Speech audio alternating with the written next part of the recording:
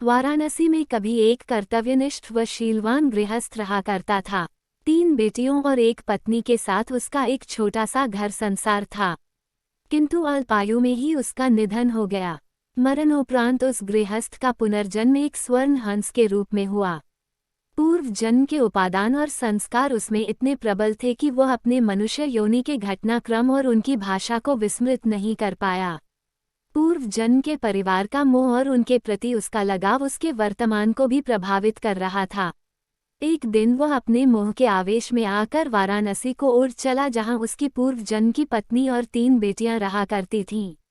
घर के मुंडेर पर पहुंचकर जब उसने अपनी पत्नी और बेटियों को देखा तो उसका मन खिन्न हो उठा, क्योंकि उसके मरणोपरांत उसके परिवार की आर्थिक दशा दयनीय हो चुकी थी।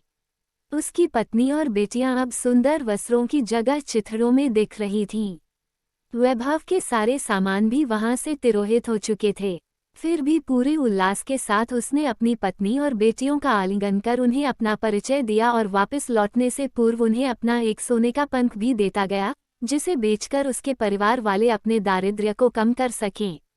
इस घटना के पश्चात हंस समय समय पर उनसे मिलने वाराणसी आता रहा और हर बार उन्हें सोने का एक पंख देकर जाता था। बेटियां तो हंस की दानशीलता से संतुष्ट थी, मगर उसकी पत्नी बड़ी ही लोभी प्रवृत्ति की थी। उसने सोचा क्यों न वह उस हंस के सारे पंख निकालकर एक ही पल में धनी बन जाए। बेटियों को भी उसने अपने मन की बात कही, मगर उसकी बेटियां ने उसका कड़ा विरोध किया। अगली बार जब वह हंस वहां आया तो संयोगवश उसकी बेटियां वहां नहीं थीं। उसकी पत्नी ने तब उसे बड़े प्यार से पुचकारते हुए अपने करीब बुलाया। नल प्रपंच के खेल से अनभिज्ञ वह हंस खुशी खुशी अपनी पत्नी के पास दौड़ता चला गया।